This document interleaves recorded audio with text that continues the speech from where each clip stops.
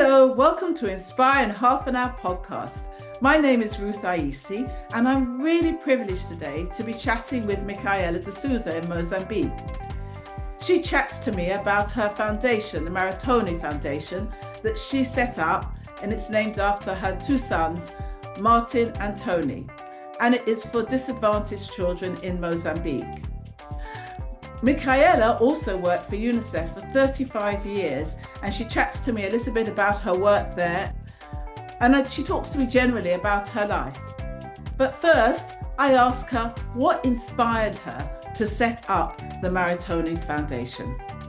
What inspired me to create the Marathon Foundation?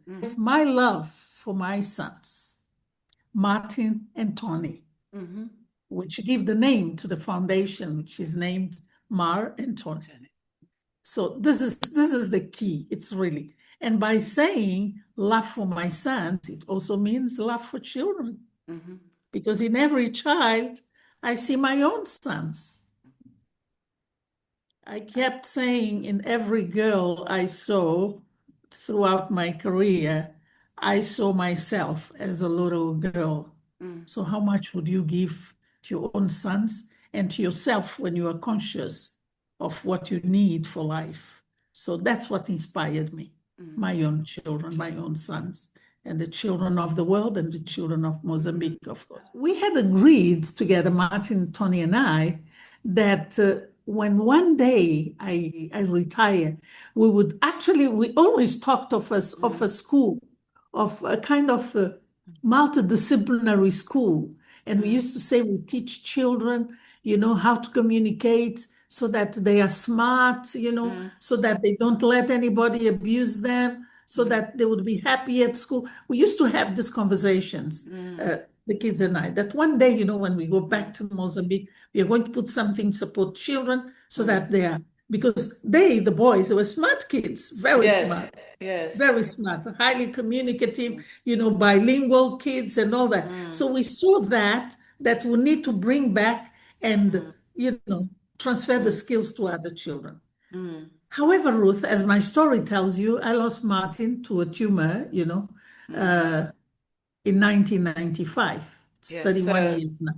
Yeah, so sorry. And Tony and Martin were so close, like twins, in everything. Yes. And we were such a tight family. It was a real big tragedy for us. Yes. We fought it, we're in South Africa, New York, all was tried, but it was a rare tumor, and we lost Martin in New York City. I'm so at sorry. a Catering Yeah. Memorial Hospital.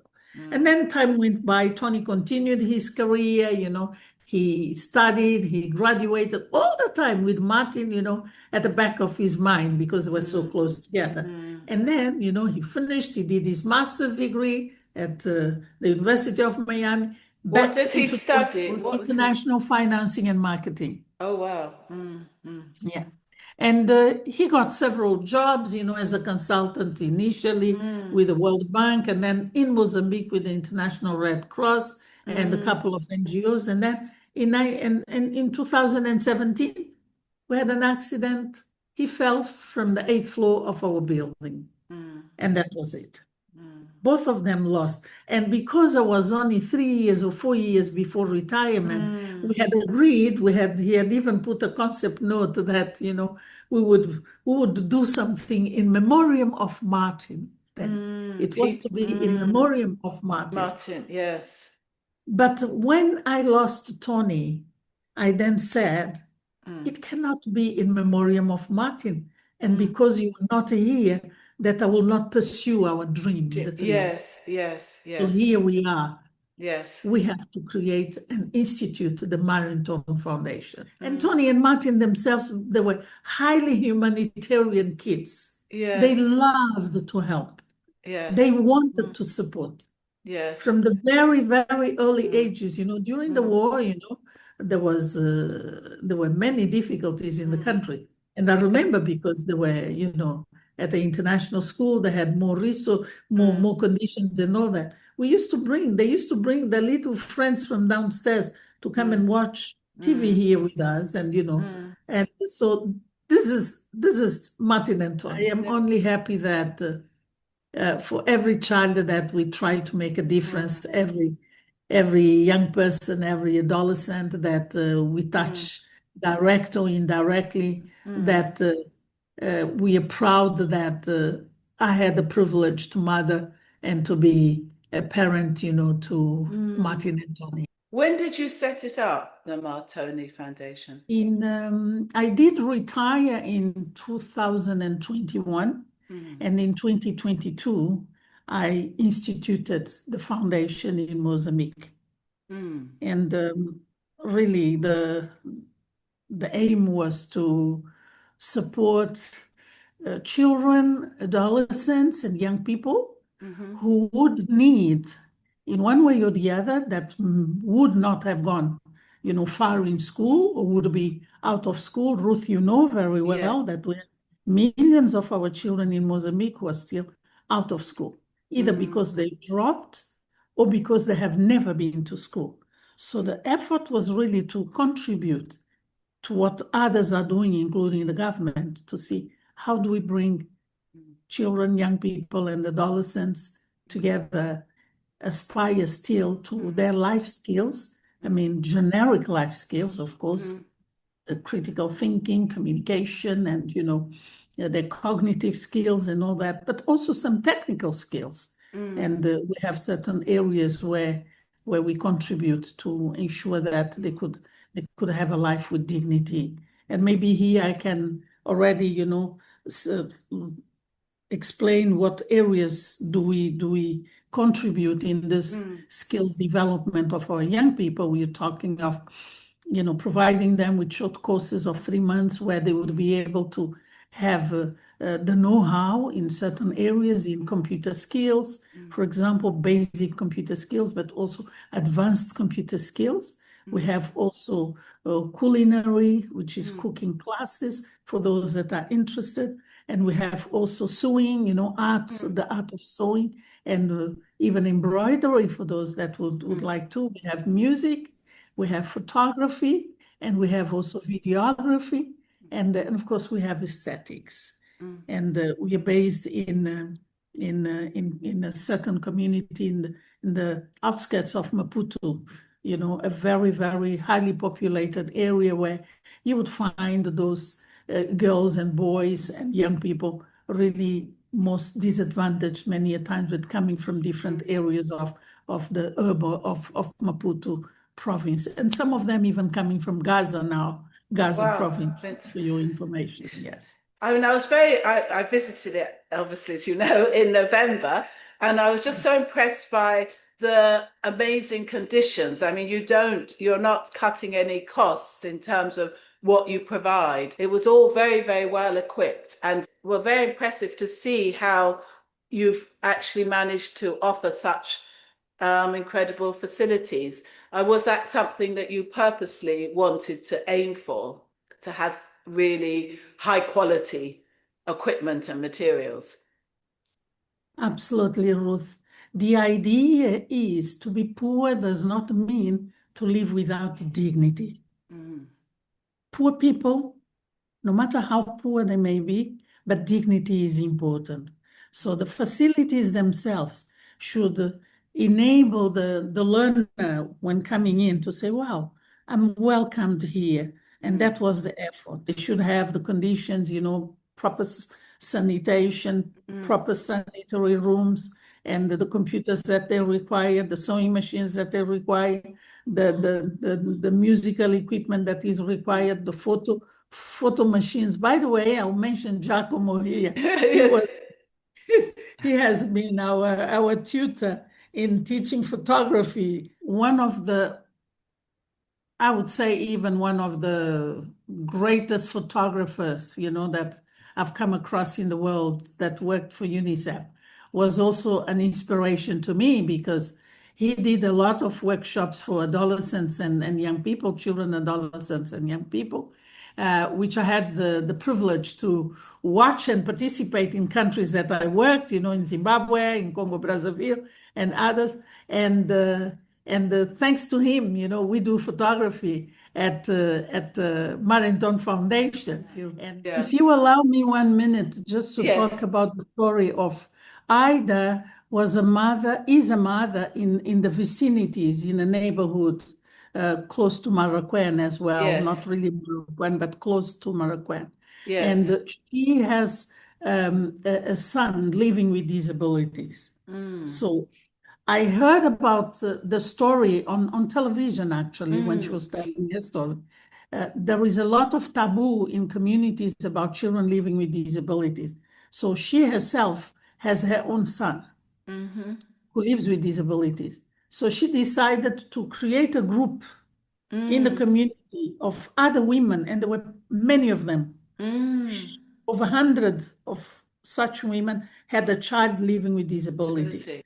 And in her own home, with nearly anything, she would hold meetings every month with those moms to say, you are not alone, we are many, Wow. and we cannot. So, for example, in the foundation, so we asked them, what are the maybe one or two most pressing needs that you have? Yes. Ask for two things. She said, we need, you know, pampers for the children, Yes. because they need the dose, Yes. and we will support you with that, and we did. Why I want to get is that she herself, apart from the child living with disability, she has two children, one Yes. boy and one girl, Go. Yes. Vladimir, who Yes. had done grade 12. Yes. And Micaela, it's her name, it's Oh, not my name. it's like It's a coincidence. She's called Micaela. Michaela, She yeah. had done also grade 11 and she was Yes. transitioning to grade Yeah. 12. Yes. But they were sitting home supporting the mom. So I Wow. was that apart from supporting her in the community with the children living with disabilities, which is a very, important thing for us as the Marinton Foundation and certainly for the country as well. Vladimir and Michaela should come to the foundation and then they would check the courses that would be there and they would see what they would be interested in.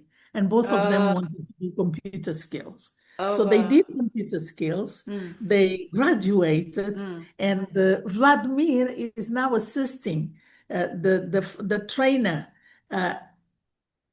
in the course of computer skills, the kind of an internship that he's doing. At your Whereas place, at yes, Martoni. at Marinton No, Foundation, yes, yes, he was Martoni. really good. Yeah. Oh, He was very nice. good. Yes. And Michaela, we are now trying to find something for her to do, but within the areas that should be, she's highly organized. So we want to see if she can go to a technical somewhere to Yes. see if she could continue. Yes. What we also did was to make connections because the foundation alone cannot do everything, but it's really a question of networking, Yes. ensuring that this group of 110 mothers who Yes. have children with disabilities, they need medication for their children. What Yes. health services can they be provided with? How can we communicate? How do we influence, other service providers Providers. to Exactly. support Yeah. them? I mean, you are amazing as well. You've had a really long career in humanitarian work. Can you just take us back to your background? Yes, my background, a girl that came from a province approximately 450 kilometers from Maputo, being in Inhambane, which is a Yes. province I was born, a daughter of a teacher.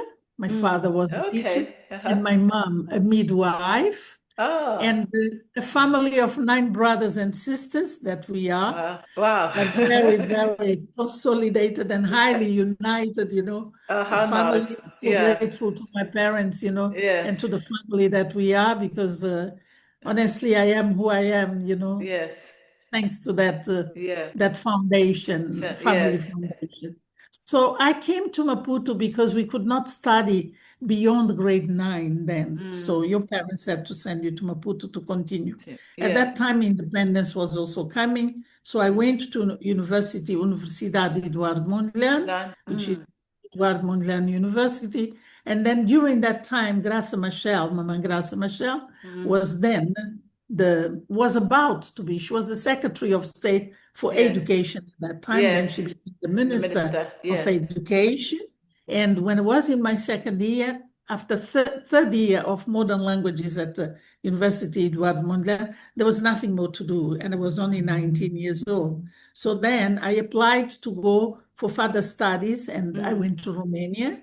And in Romania, I continued to study there, anthropology and other related areas within languages. But Uh-huh. right, and then from there, well, I got married. I had my first son in Romania. I had Martin. I Yes. was married then, and then we came back to Mozambique.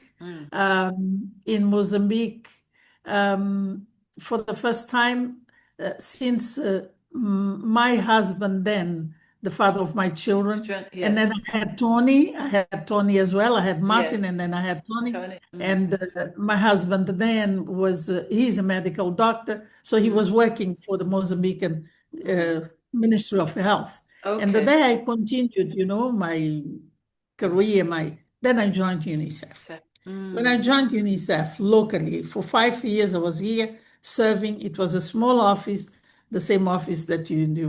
That was yes. already 1984 that I served The, Mozambique. And then yes. in 1989, I left UNICEF, went to Zimbabwe But to do my master's in degree. 84 to 89, must have been a very challenging time because there was a Very civil difficult there was time. a civil war going on at the Indeed, time in indeed, Mozambique, indeed, and it indeed. must have been, yeah, because I came to Mozambique in 1989, and at that time it was I mean, the communities, rural communities, some of them were completely devastated, and the atrocities. I mean, it was like heartbreaking to see. Absolutely. One of the stories that I have from that time, Ruth, was when UNICEF launched what was known as the pulse immunization program. Mm, It was the last and maybe the first ever groundbreaking activity, mm, breaking activity that Samara Machel did at that time. It mm. was in 1985 with Wow. James Grant. Oh, We amazing. went to Inhamban to Mm, launch. It mm. was the 90%. I mean, the aim was to get 90% of children fully immunized against the six Yes, major killer diseases then. yes. And obviously, yeah, and then 86, you know what happened. Then we lost Samora, and then 87, 80, Mm, 88, 89. It is really the war which continued for mm, 16 years. mm, In between 89, I went to Zimbabwe, mm, where I aspired at leaving UNICEF Maputo to do my master's degree in mm, international relations, then back to the work market. I mm, applied, and then my first international position was in Burundi as mm. information communication officer. But then we're being hit by HIV and orphans. Yes. Oh, yes, because it really, that area, yes, and it's, And my career zooms into that area, yeah, yes. prevention and response to HIV and HIV. AIDS. And Yes. then from Burundi to Uganda, Zimbabwe, Ah, South mm, Africa, Ethiopia, Zimbabwe mm, again, and then Namibia, mm.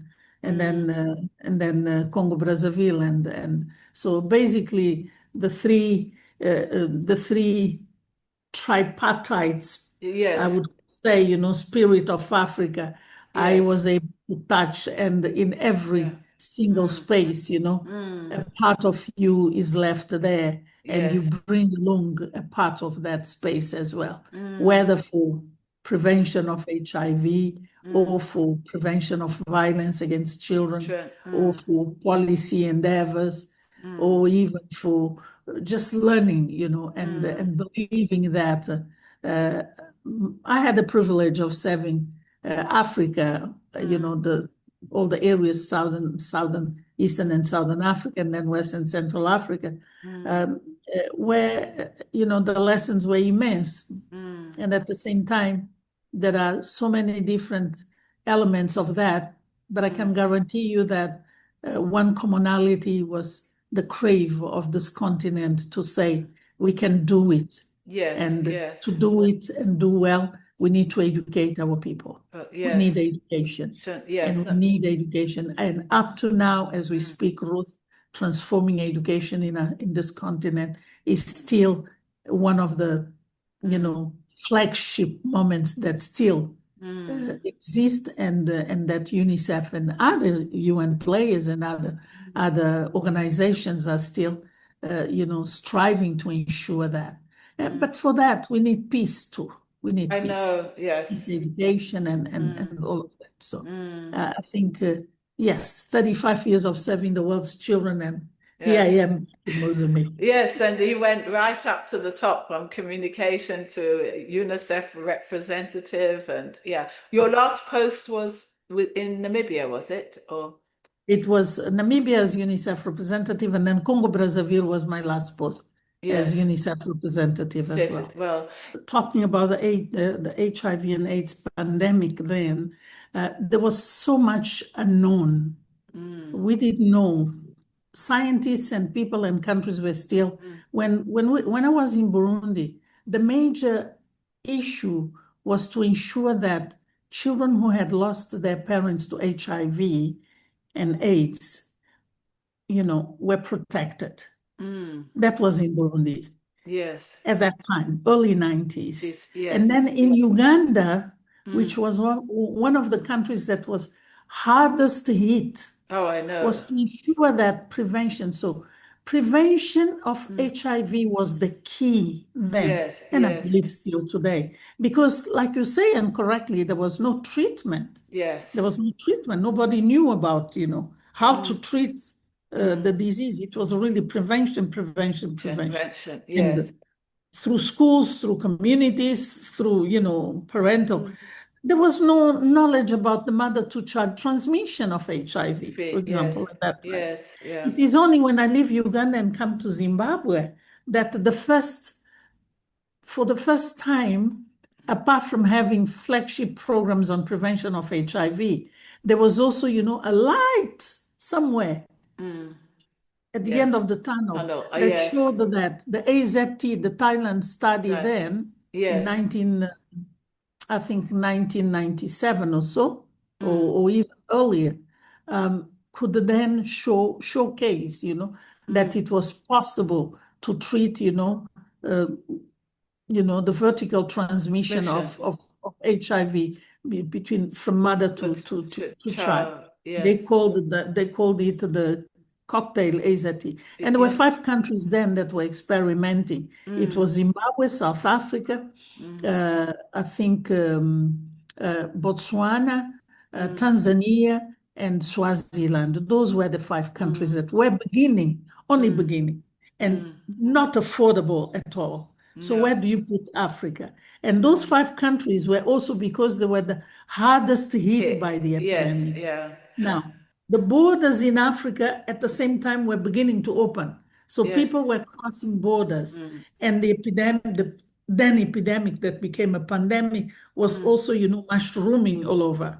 mm. And especially in Eastern and Southern Africa. Okay, So yes, therefore, it was important to look at each and every country where mm, UNICEF performed, or where I was given yes, the opportunity to serve, to look at it from the mm, macro aspects of, we have a mm, pandemic here. So everything that we would do, mm. education, yes, but survival, as you say, Yes, and at the same time, there were also countries at war, like I know, Angola, Mozambique at that time, I know, and yes, so what do you retain from there? You go with your head, mm, with your heart.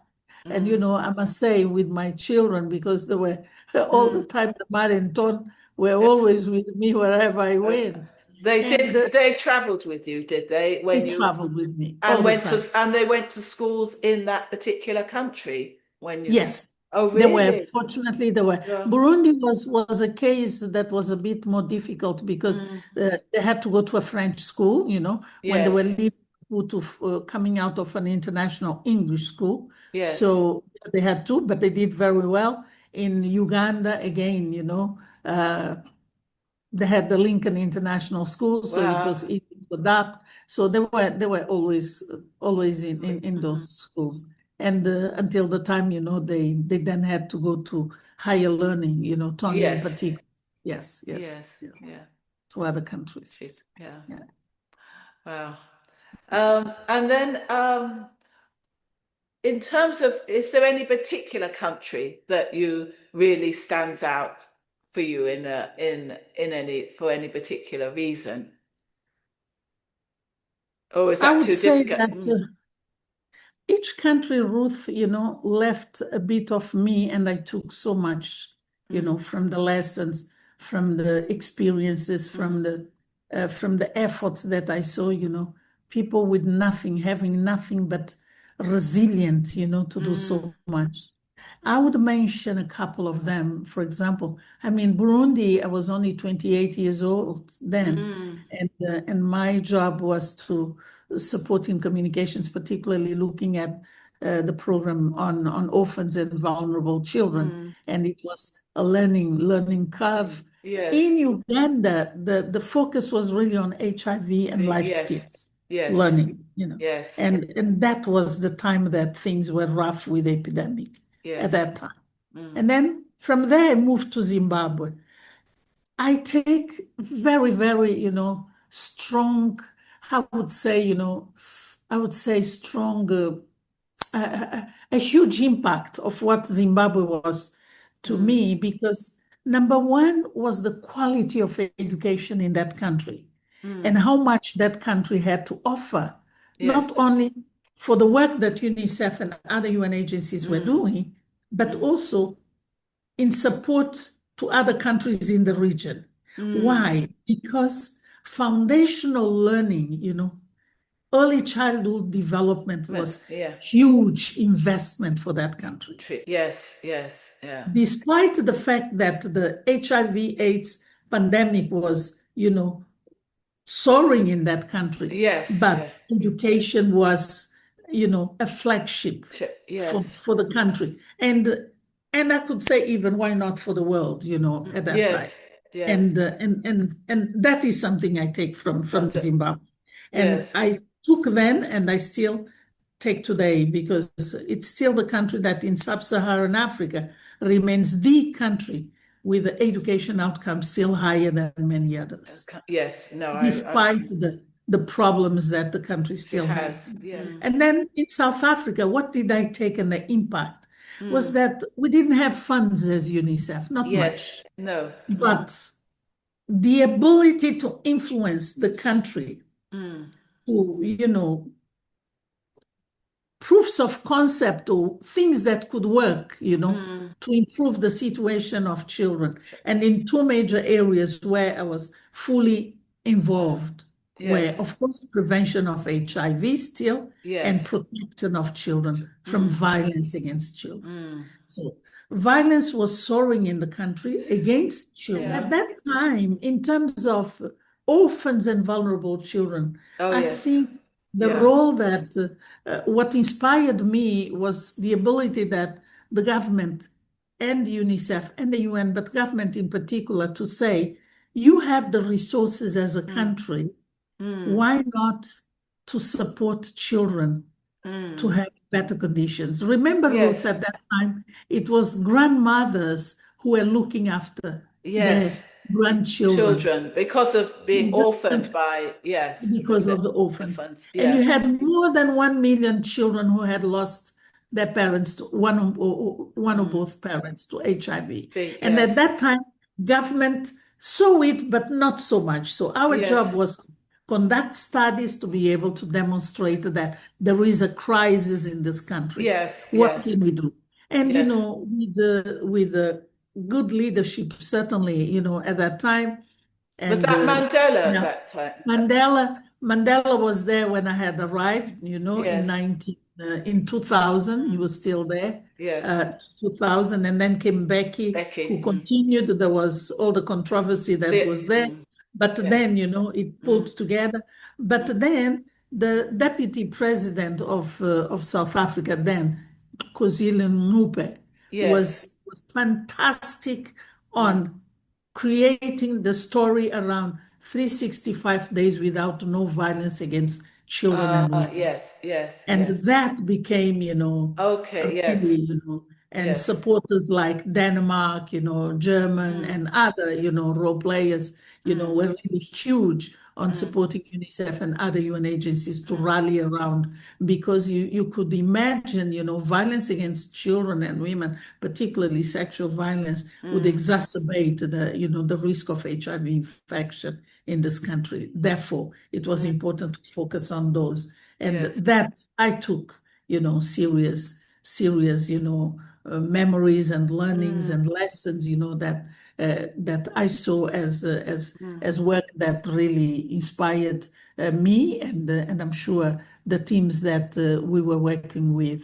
mm, And from there, then, of course, to Ethiopia. In Ethiopia, what I take and I still carry on today was the fact that my role there was to represent UNICEF within the AU, mm, contribute together with the mm, UNICEF representative that was there, but to mm. support, bring children at the AU level, which means, at the policy level of the But African Union for the yes, continent. I was not yes. there supporting a country, but working within the framework Mm, of the African Union mm, and UNICEF's role and positioning children there. So it was really, what carries mm. us today, up to today, Yes, yes. in the policy framework, in mainstreaming children, Mm, bringing children at the core of the conversations of yeah. the African leaders, Yes. which was I am grateful for that opportunity Mm, and to date, I think UNICEF still plays a major role there, and it continues to be important to to to come from the leadership all the way mm, to making collective decisions mm. around protecting children, Children, yeah. whether education, health matters, Mm, protection from violence, water and mm, sanitation, and all those other, mm, aspects of the agenda mm, of the African Union and mm. of course of the sustainable development goals, but carried from an African perspective Perspective. Mm, and with the resources that the mm, continent has, with mm, the knowledge and skills mm, that can be mm, galvanized from this from the continent, as mm, opposed to seeing, African knowledge and people who are skilled being poached elsewhere because mm, leaders are not pooling those resources together, mm, with dignity, with the, mm, with the right, environment for them to work. mm. And then peace and security, What Ruth. would you say to people that are looking to work in the humanitarian sector or development sector or do something, contribute? What are some of the challenges, for example, you might have faced setting up your foundation? If someone wanted to do something similar, what challenges did you face? Thank you, Ruth. I think we can all do something. Mm, We can all do something to make a difference. And in Mozambique, if we think if you would like to say, what are the challenges that you would face in a country like this to do yes, something? The challenges are immense, in terms of yes, needs, yes, what needs to be done. And I always go by the notion that no government can do it alone. no, This doesn't exist anywhere. yes, yes, You don't have governments that can do it alone. They can't. no, And no government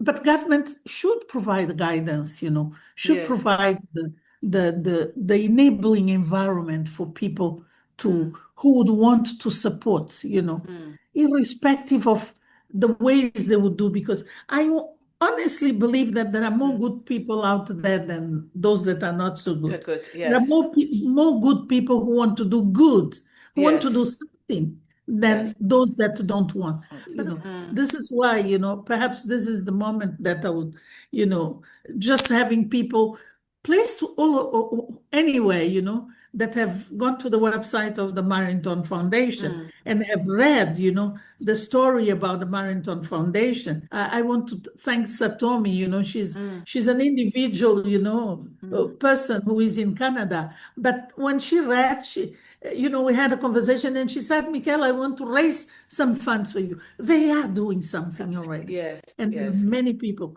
and you would find, individual, even colleagues, some would Yes. want to support this way or the other. But I do think that the challenge is really to begin. Mm, I don't have my notebook that I usually look at mm, it every morning, mm, and it's a statement by Nelson Mandela. mm, It seems impossible until mm, it is done. mm, mm, So, meaning everyone, we can always try and do something from a yes. policy level, at the same time, you need the space. For me, as a citizen of Mozambique, obviously I had an intention, and I Mm, had a cause, and mm, and I wanted to do something to support other children, mm, as my own children sure. had the privilege and Mm, the opportunity, to have parents, to mm, have to be in good schools, to have a good shelter, to have a good education and all that. mm, What about all the others in this mm, country? So mm, it's a question of saying, even if this voice is minute, in the midst mm, of, huge mm, difficulties, including in areas where mm.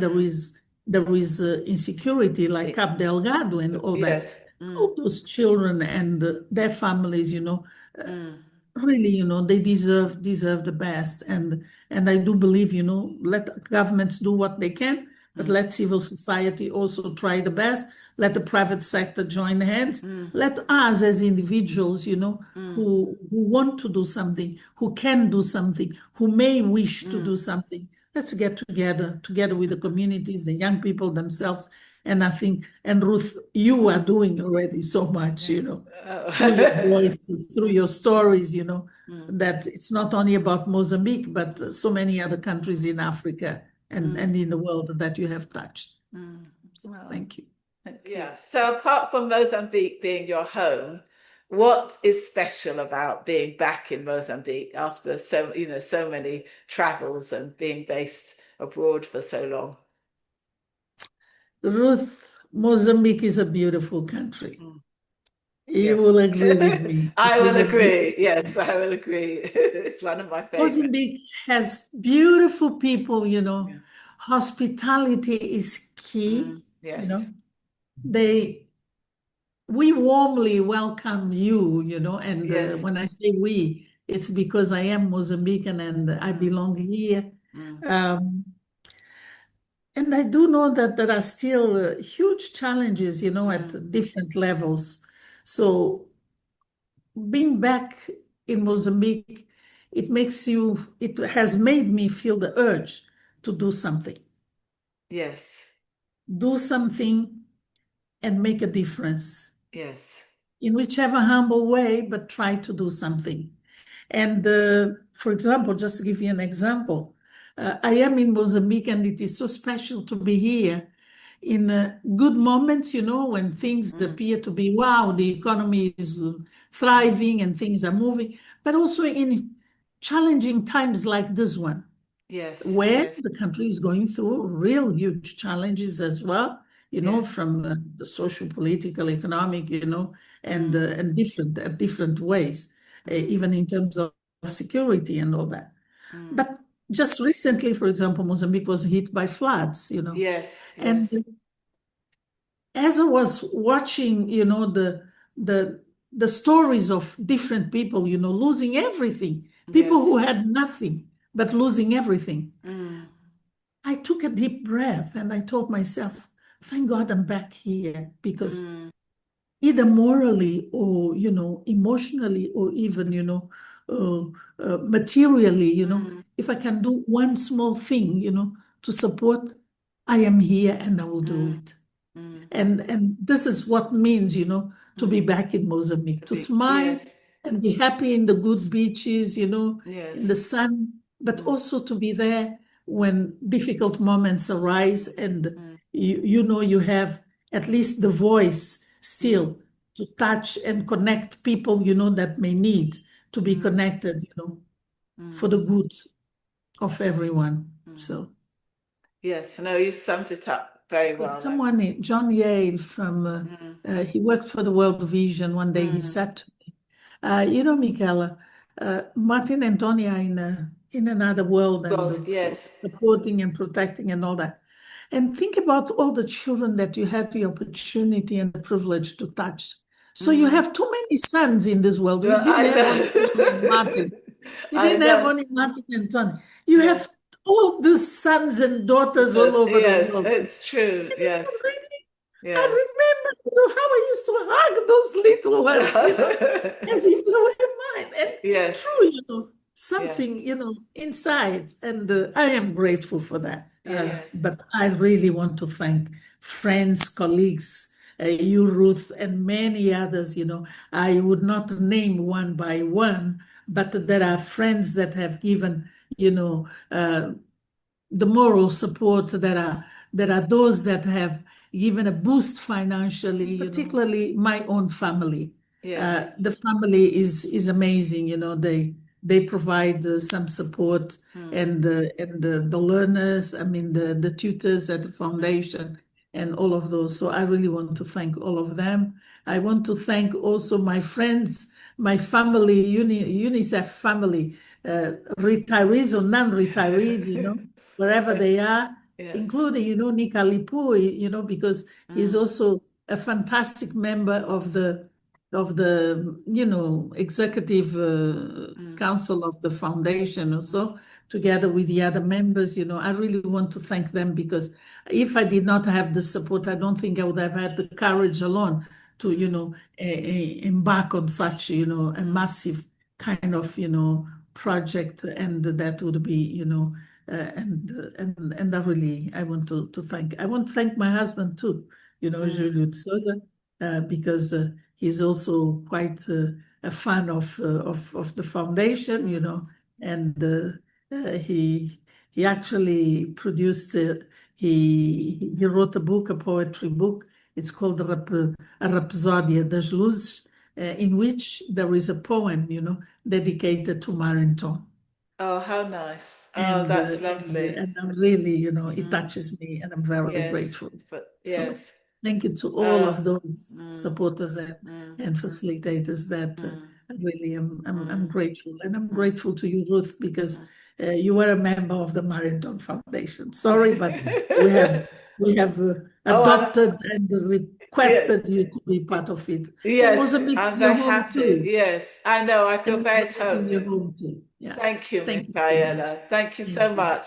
It's been Thank you. wonderful to have you on Inspiring Half an Hour podcast. I really, really appreciate it. It's so inspirational, and it is just, I've known you for many years now, and it is just amazing to see what you've done in the past and what you're doing now. And that day that I came last November to the Maratone Foundation was a very special day for me. I mean, I was just really quite blown away with what you've achieved, and just seeing the smiles and on the faces of the children and the young people that you're helping, and you could really see the difference you're making. Thank So you. I'm full of admiration. Thank you so much.